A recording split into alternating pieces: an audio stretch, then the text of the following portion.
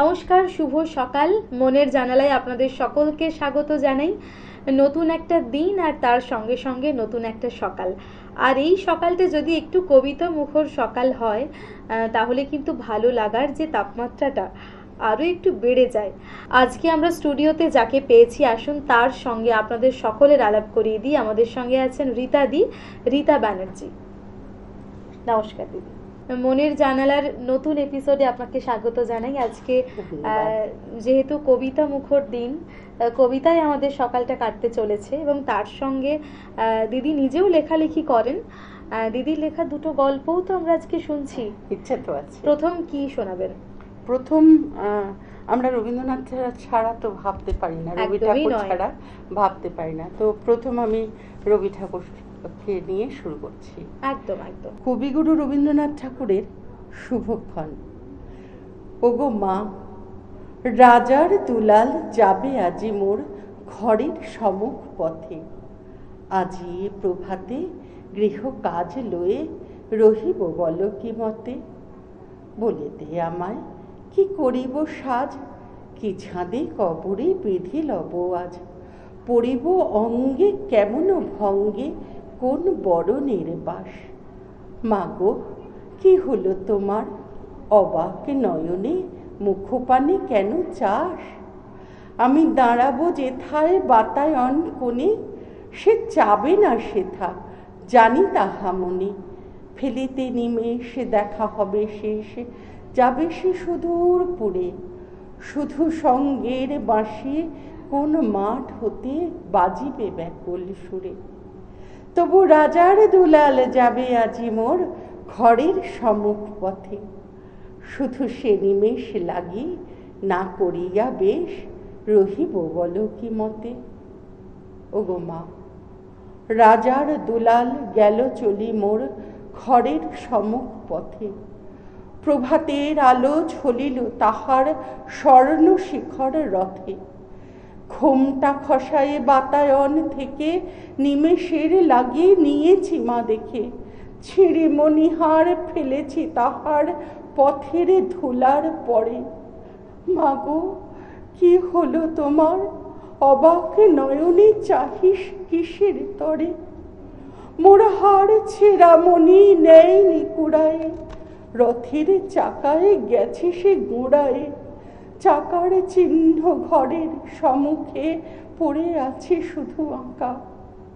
আমি কি দিলেম কারে জানে না সে কেউ, ধুলায় রহিল ঢাকা। তবু রাজার দুলাল গেল চলি মোর ঘরের সম্মুখ পথে। মোর বক্ষের মণি না ফেলিয়া দিয়া রহিব বল কি মতে।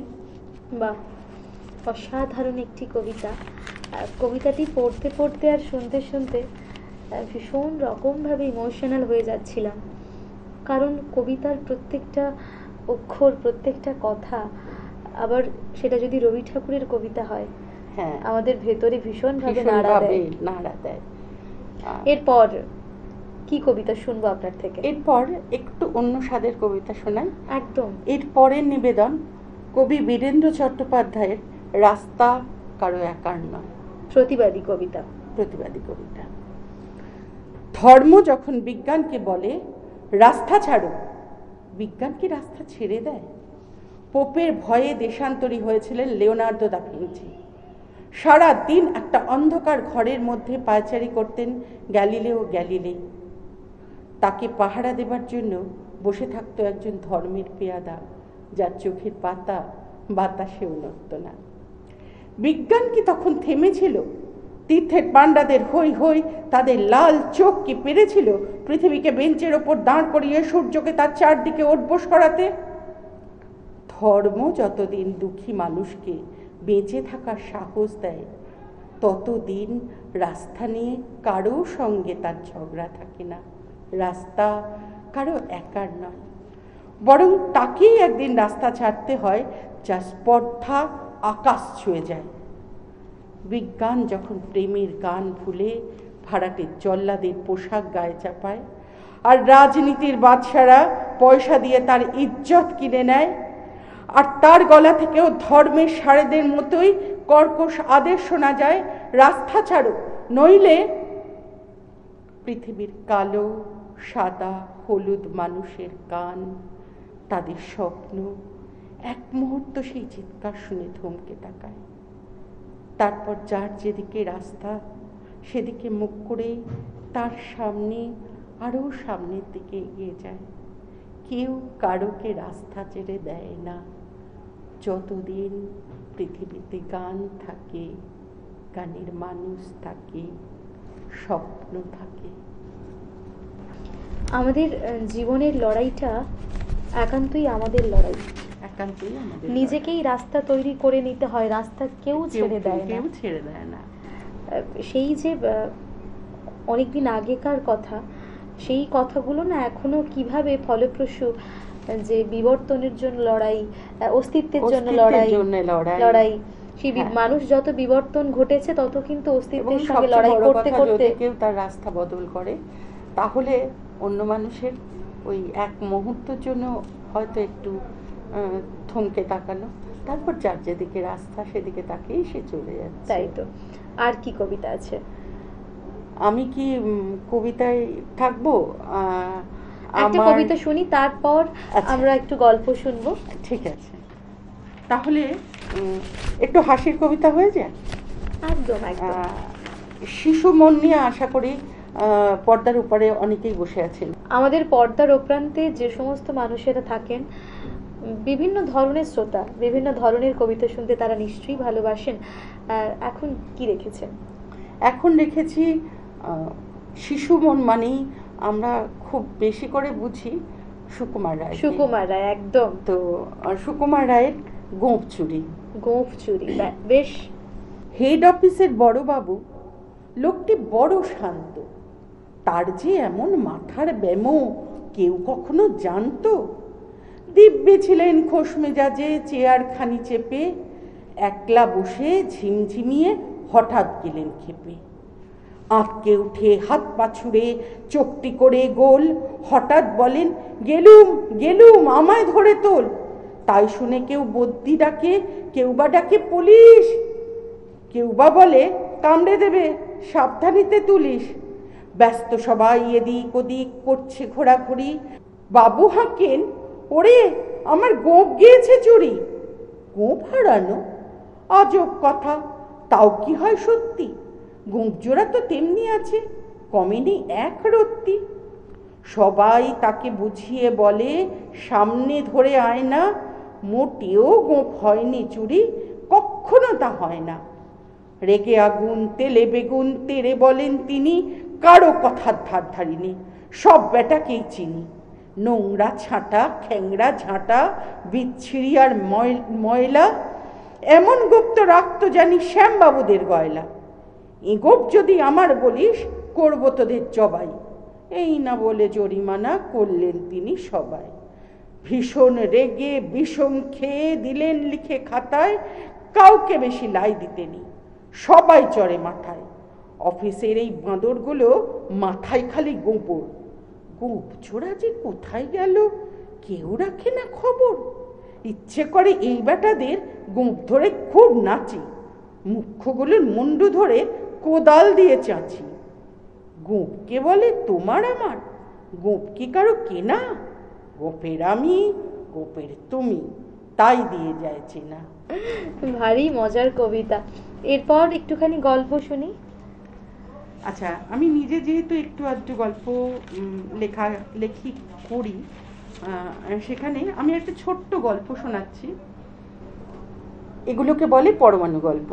পরমাণু গল্পের প্রধান শর্ত হচ্ছে 99 শব্দের মধ্যে লিখতে হবে, কিন্তু 99 শব্দের মধ্যে যে গল্পটা লেখা হবে সেই গল্পটা থেকে ইচ্ছে করলে আরেকজন কেউ বা আমি নিজে একটা বড় গল্প লিখতে পারবো। আমার এই বইটা পরমাণু গল্পের বই, মোহনা। একটা সুন্দর বই আমি দেখতে পাচ্ছি, পরমাণু গল্প কথা, রীতা ব্যানার্জি। তো রীতা ব্যানার্জি দিদির একটি বই, পরমাণু গল্প কথা, সুন্দর একটি বই। আপনারা এই বইটি সংগ্রহ করতে পারেন। এর থেকে কিছু লেখা, এটা আমি লিখেই এনেছি, তো বইটা আর খুলছি না। ছোট্ট একটা লেখা, একটু হাসি, একটু আবার বাস্তবধর্মী। কি আমি কলকাতার রসগোল্লা, ও আমি কলকাতার রসগোল্লা, গুনগুন করতে করতে স্লিভলেস পাতলা নাইটি পরে আধ ভেজা শরীরে মিষ্টি বারান্দার রোদে এসে দাঁড়ালো চুলের পরিচর্যা করতে। ঠিক উল্টো দিকের বারান্দায় বসে রায়বাবুর চোখ তখন মিষ্টির টান টান শরীরের সৌন্দর্য লেখন করতে ব্যস্ত। এমন সময় ভেতর থেকে রায়গিনীর চিৎকার ভেসে এলো, বলি বসে বসে উল্টো দিকের বারান্দায় উঁকি মারলে হবে? বাজারটা কি করবে? বলি পিন্ডিটা রাঁধবো কি দিয়ে? বিরক্ত রায়বাবু এক প্রকার বাধ্য হয়ে উঠলেন বাজার যাওয়ার জন্য। বাজারের ব্যাগ নিয়ে তিনিও গুনগুন করতে করতে বেরোলেন, আমাকে আমার মতো থাকতে দাও, আমি নিজেকে নিজের মতো গুছিয়ে নিয়েছি। সত্যি আমাদের জীবনে কত কিছু ঘটে, আর তার থেকে বড় কথা অনেক কিছু রটেও। অনেক কিছু কিন্তু রটেও। এই যে সুন্দর একটা ভাবনা, আমাকে আমার মতো থাকতে দাও, আমি নিজেকে নিজের মতো গুছিয়ে নিয়েছি। গুছিয়ে নিয়েছি। তো ভাবনাটা কিন্তু মন্দ নয়, বেশ ভালো লাগলো। এরপর একটা ছোট্ট বিজ্ঞাপন বিরতি আমরা নেব, ফিরে আসবো ছোট্ট একটা বিজ্ঞাপন বিরতির পর। মনের জানালা, মনের জানালা, মনের জানালা। Venus the hot water professionals. আসুন, I will show you. Venus দেখতে সুন্দর, এতে আপনার টাকাও সাশ্রয় হবে। এর এনার্জি সেভিং মডেলস এর মাধ্যমে instant water heater, storage water heater, tankless water heater, 5 এসির জন্য যা দেয় দীর্ঘ আয়ু। আপনার জীবনযাত্রার সঙ্গে মানানসই সুবিধাজনক model. Trust the hot water professionals for a refreshing bath. Venus. মনের জানালা, মনের জানালা, মনের জানালা। ফিরে এলাম ছোট একটা বিজ্ঞাপন বিরতির পর। আপনারা দেখছেন টুইলাইট প্রোডাকশন প্রযোজিত, চ্যানেল ভিশন আয়োজিত আপনাদের অত্যন্ত পছন্দের অনুষ্ঠান মনের জানালা। সঙ্গে আমি আছি নিবেদিতা এবং আজকের আমাদের অতিথি শিল্পী রীতা ব্যানার্জি। রীতা দি, এরপর কি দেখেছেন? এরপর আবৃত্তির অনুষ্ঠান হলে শঙ্খ ঘোষ না হলে তো হয় না। একদম, এবং- শঙ্খ ঘোষের কবিতার মধ্যে একটা আলাদা স্বতন্ত্র ভাব রয়েছে। এবং বর্তমানে আমি যে কবিতাটি করতে চলেছি, নিবেদন করতে চলেছি, সেটি আমার মনে হয় প্রত্যেক বাচিক শিল্পী, প্রত্যেক আবৃত্তিকার একবার করে করেছেন, কিন্তু তা সত্ত্বেও আমি আরেকবার করার ধৃষ্টতা দেখাচ্ছি। না না, ঠিক আছে। শঙ্খ ঘোষের Jamunabati. One more unfortunate, body of breath, rashly importunate, gun to her teeth. নিভন্ত এই চুল্লিতে মা একটু আগুন দে, আর একটু কাল বেঁচেই থাকি বাঁচার আনন্দে। নতুন নতুন পায়রাগুলি খাঁচাতে বন্দি, দু এক মুঠো ভাত পেলে তা ওড়াতে মন্দি। হায় তোকে ভাত দিই, কি করে যে ভাত দিই, হায় হায় তোকে ভাত দেব, কি দিয়ে যে ভাত দেব, হয় নিভন্ত এই চুল্লি তবে একটু আগুন দে, হাড়ের শিরায় শিখার মাতন মরার আনন্দে, দুপারে দুই রুই কাতলার মারণি ফন্দি, বাঁচার আশায় হাত হাতিয়ার মৃত্যুতে মন্দি। বর্গিনা টর্গিনা চমকেকে সামলায়, ধার চকচকে থাবা দেখছো না হামলায়, যাসনে ও হামলায় যাসনে। কান্না কন্যার মায়ের ধমনীতে আকুল ঢেউ তোলে চলে না, মায়ের কান্নায় মেয়ের রক্তের উষ্ণ হাহাকার মরে না। চলল মেয়ের রণে চলল, বাজে না ডম্বরু, অস্ত্র ঝনঝন করে না, জানল না কেউ তা, চলল মেয়ের রণে চলল। পেশির দৃঢ় ব্যথা, মুঠোর দৃঢ় কথা, চোখের দৃঢ় জ্বালা সঙ্গে চলল মেয়ের রণে চলল। নেকড়ে ওজোর মৃত্যু এলো মৃত্যুরই গান গা, মায়ের চোখে বাপের চোখে দু তিনটে গঙ্গা, দুর্বাতে তার রক্ত লেগে সহস্র সঙ্গী, যাকে থক থক যজ্ঞে ঢালে সহস্র মনঘি। যমুনাবতী সরস্বতী কাল যমুনার বিয়ে, যমুনা তার বাসর রচে বারুদ বুকে দিয়ে। যমুনাবতী সরস্বতী গেছে এ পথ দিয়ে, দিয়েছে পথ গিয়ে। নিভন্ত এই চুল্লিতে বোন, আগুন ফলেছে বোন, আগুন ফলেছে। কত প্রতিবাদ আমাদের মধ্যে থাকে, সেই প্রতিবাদ কখনো সবার সামনে আসে, কখনো আসে না। আসলে এই কবিতাটার প্রেক্ষাপটটা অনেকেরই জানা, তাই আর নতুন করে বলছি না। কুচবিহারের খাদ্য আন্দোলনের সময় যে 16 বছরের মেয়েটি মারা গেছিল, তার মা বলেছিলেন যে মেয়েটির বিয়ে ঠিক হয়েছিল। তো সেটার ওপরেই শঙ্খ ঘোষ খুব অস্থির হয়েছিলেন, সেই সময় এই কবিতাটা লেখা। ঘটনাগুলো কিন্তু ঘটেই চলেছে। হ্যাঁ, শুধুমাত্র এবং নাম বদল নাম আর পালা বদল বদল। হচ্ছে আর পালা বদল হচ্ছে, ঘটনা এখনো একই রকম ভাবে ঘটে চলেছে।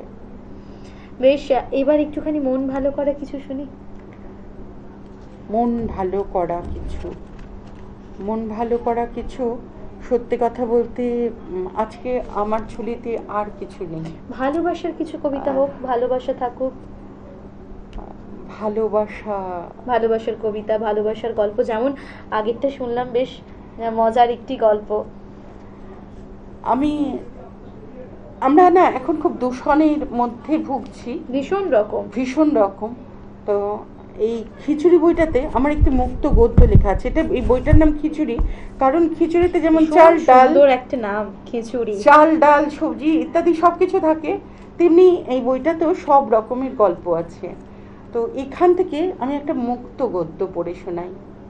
একদম বেশ, শুরু করছি একটি মুক্ত গদ্য। ফিরে এসো অমল, অমল ওঠো, উঠে এসো অমল। দইওয়ালা যে তোমার জানালার সামনে দাঁড়িয়ে দাঁড়িয়ে ক্লান্ত হয়ে চলে গেল। ওই সেই রাখাল, মনে পড়ে তার কথা? তুমি না বলেছিলে তার সাথে গরু চড়াতে যাবে ওই পাহাড়ের ওপর? সেও তো তোমায় ডেকে ডেকে ফিরে গেল। রাজার দূত যে তোমার জন্যে রাজার চিঠি নিয়ে এসেছে অমল। তুমি ওঠো, আমরা কবিরাজকে তাড়িয়ে দিয়েছি, এবারে তোমায় যে বেরোতে হবে অমল। তুমি না উঠলে কে বাঁচাবে আমাদের এই মৃতপ্রায় পৃথিবীকে? কংক্রিটের জঙ্গলে আমরা সবাই যে বড় হাঁপিয়ে উঠেছি। এখানে আজ হাওয়ার বড় অভাব। সুধা যে ফুলগুলিকে নিয়ে আজও তোমার অপেক্ষায়, কিন্তু তার আঁচলের ফুলগুলিও যে রোদ হাওয়ার অভাবে শুকিয়ে যাচ্ছে। তুমি জানো অমল, এখন এখানে রোদেরও বড় অভাব। তাই আজকের অমলকান্তি রোদ্দুর হতে পারল না।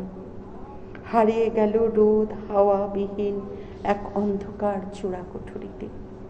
অমল, দইওয়ালা বলেছে তুমি না ডাকলে আর সে আসবে না।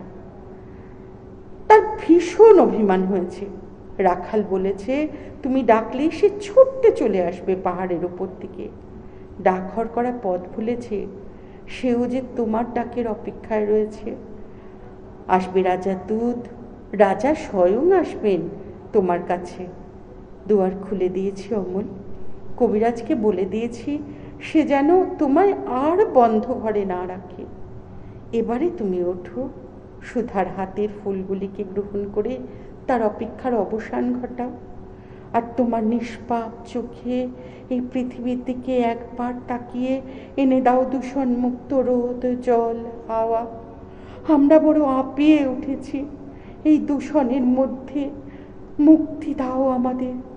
একমাত্র তুমিই আমাদের উপহার দিতে পারো এক দূষণ মুক্ত পৃথিবী। অসাধারণ লেখা। ভাবতেই পারিনি যে রবীন্দ্রনাথ ঠাকুরের একটা গল্পের ওপর ভিত্তি করে এবং তার সাথে একটা লেখা অবশ্যই অমূলকান্তিকে জড়ানো হয়েছে, কারণ ওখানে অমল ছিল, সব বন্ধু বান্ধবরা অনেক কিছু হয়েছে, কিন্তু অমলকান্তি প্রুফ রিডার হয়ে থেকে গেছিল, যে অমলকান্তি একমাত্র রোদ্দুর হতে চেয়েছিল। এবং গল্পের বুননটা এত ভালো যে পুরো রবি ঠাকুরের গল্পটাকে আমরা মেমোরাইজ করছি এবং তার সঙ্গে সঙ্গে একটা স্বতন্ত্র ছাপ। আমার মনে হয়েছে এই বর্তমানে যে দূষণ যুক্ত পৃথিবী, এরকম একটা সুন্দর গল্প, সেই গল্পটার সঙ্গে যে আমাদের পরিবেশের ভারসাম্যতা আমরা রাখতে পারিনি সেটাকে সংযোজন করা, এই কনসেপ্টটা একটা এত সুন্দর কনসেপ্ট, সেই সবকিছু যেন ভেসে ভেসে আমাদের চোখের সামনে আসছিল। কি আসলে রবি ঠাকুর অনেকদিন আগে যা লিখে গেছেন, আমার মনে হয় তখনও উনি আজকের কথাই লিখেছেন। একদম একদম। যেতে যেতে কি শুনবো, ছোট করে কিছু শুনি। যেতে যেতে শোনাই, শুরু করেছিলাম রবীন্দ্রনাথ ঠাকুর দিয়ে, কিন্তু ভুললে তো চলবে না। জ্যৈষ্ঠ মাস, আরেকজন শক্তিশালী বলিষ্ঠ বিদ্রোহী কবির জন্ম মাস। তো হয়ে যাক বিদ্রোহী কবির একটি অদ্ভুত অন্য ধরনের কবিতা। একদম একদম। এখানে অবশ্যই আমি বলছি কবি কাজী নজরুল ইসলামের রাজভিখারি। কোন ঘর ছাড়া বিবাগীর বাঁশি শুনে উঠেছিলে জাগি, ওগো চির বৈরাগী। দাঁড়ালে ধুলায় তব কাঞ্চন কমল কানন ত্যাগী, ওগো চির বৈরাগী। ছিলে ঘুমো ঘোরে রাজার দুলাল, জানিতে না কি সে পথের কাঙাল। ফেরে পথে পথে ক্ষুধাতুর সাথে ক্ষুধার অন্ন মাগি। তুমি সুধার দেবতা, ক্ষুধা ক্ষুধা বলে কাঁদিয়া উঠিলে জাগি, ওগো চির বৈরাগী। আঙিয়া তোমার নীলে বেদনার গৈরিক রঙে রেঙে, মোহ ঘুম পড়ি উঠিল শিহরি চমকিয়া ঘুম ভেঙে। জাগিয়া প্রভাতে হ্যারে পুরবাসী, রাজা দাঁড়ে দাঁড়ে ফেরে উপবাসী। সোনার অঙ্গ পথের ধুলায় বেদনার দাগে দাগি। কে গো নারায়ণ নবরূপে এলে নিখিল বেদনা ভাগি, ওগো চির বৈরাগী। দেহি ভবতি ভিক্ষাম বলি দাঁড়ালে রাজ ভিখারি। খুলিল না দ্বার পেলে না ভিক্ষা, দাঁড়ে দাঁড়ে ভয় দাঁড়ি। বলিলে দেবে না, লহ তবে দান, ভিক্ষা পূর্ণ আমার এ প্রাণ। দিল না ভিক্ষা নিল না কোদান, ফিরিয়া চলিলে যোগী। যে জীবন কেহ লইল না, তাহা মৃত্যু লইল মাগি। অসাধারণ কিছু কবিতা গল্প আপনার থেকে আমরা আজকে শুনলাম। আর সময়টা কথা বলে, সময় বলে চলো এবার বাড়ি ফেরার পালা। এবার বাড়ি ফেরার পালা। তো আজকে এই সুন্দর কবিতার গল্পের রেশ নিয়ে আমরা বাড়ি ফিরবো। ভালো থাকুন দিদি, সুস্থ থাকুন। আর যাওয়ার আগে এভাবেই- একটা কথাই আমি বলবো, চ্যানেল ভিশনের নিমন্ত্রণের জন্য অনেক ধন্যবাদ, এবং চ্যানেল ভিশনের প্রত্যেকের আন্তরিকতার জন্য তাদেরকে অনেক ধন্যবাদ। আপনাকেও অনেক ধন্যবাদ। ভালো থাকুন, সেই সঙ্গে দর্শক বন্ধুরা আপনারাও ভালো থাকুন, সুস্থ থাকুন। দেখা হবে আগামী এপিসোডে। ধন্যবাদ। মনের জানালা